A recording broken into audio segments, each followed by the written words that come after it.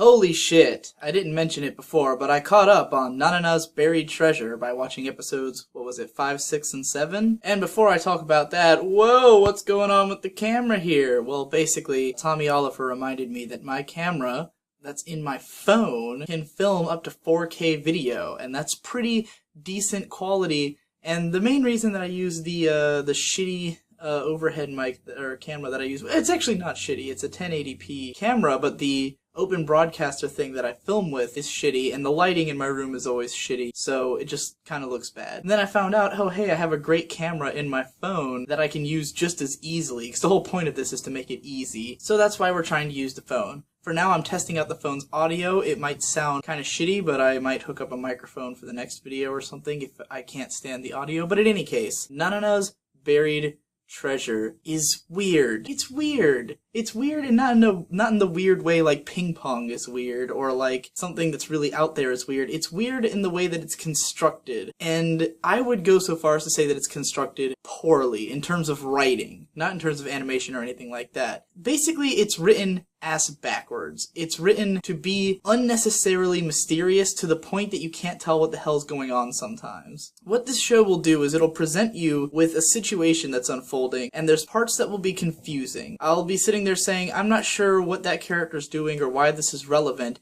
and then it gets explained in the next episode, or a couple episodes later. So something weird will happen, and I'll be like, what was up with that? And then I'll find out somewhere down the line. And it always feels like there's more that you don't know. Like, throughout the show, it always feels like there's some kind of reveal I'm waiting for that's going to make more and more of this click. And I don't understand the point of writing the show backwards like that. Instead of me understanding everything going into a situation, I instead watch a situation, go, what the hell was that? And then have it explained to me later, and I go, oh, if I'd known that from the beginning, I probably would have been more invested in the situation that happened before. This falls in with the J.J. Abrams mystery box style of writing. For those who don't know, J.J. Abrams, a famous director who did Star Trek films, the new ones, he did the show Lost, and is going to direct the new Star Wars movies, among a bunch of other things. He's coined the term mystery box, where basically the idea is that leading up to a film, and in the early parts of a film, you set up everything to be as mysterious as possible. You want people to be asking, what's going on? What's the big deal?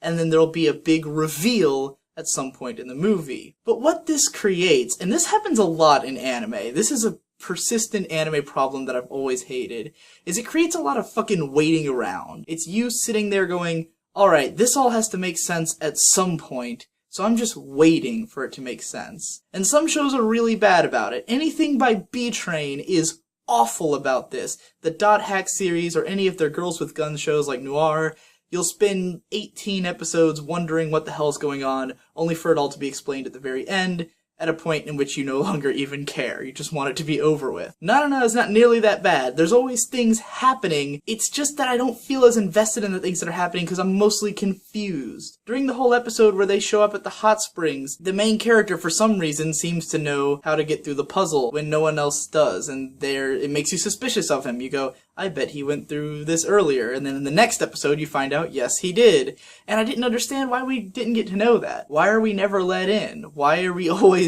one step behind?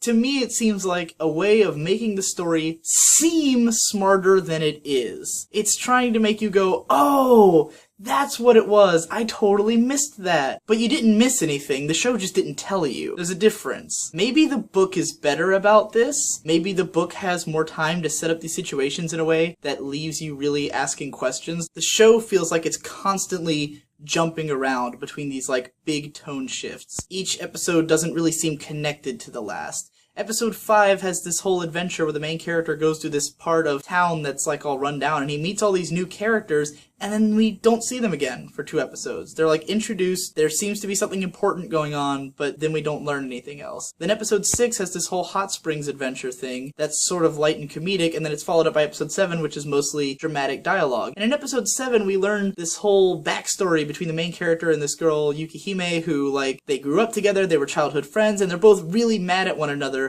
for some kind of betrayal that's just happened. And, like, they showed this betrayal in episode 6, but I didn't understand what was happening at the time. I don't understand whose team each of these people are on. I don't understand what their ultimate goals are. I don't understand who they are. So when these two have this big dramatic dialogue, I'm just like, what's going on? Why are they mad at each other? I don't get it. If I had known these things about these characters from the beginning, then when this big dramatic dialogue happened, I might have gone, oh man, it sucks that they betrayed one another. I didn't even realize they had betrayed one another. I'm still not sure exactly what they did. They were yelling at each other, so I guess something important happened. Altogether, I still enjoy the show just because of the great production and some of the great aspects of it. You've got Tensai, who's this really memorable character, but she hasn't gotten to do anything since like episode 3, so don't know how to feel about that. There's so many just odd scenes that are hilarious. There's a scene where they're watching Star Driver out of nowhere, literally watching Star Driver. It's playing on the television, and they're like, Kirabush! And I'm like, Kirabush! And I'm having a good time. They keep playing Phantasy Star Online 2, and it actually got me to start playing the game, in part. Like, it partly reminded my brother Shade to get back to playing it,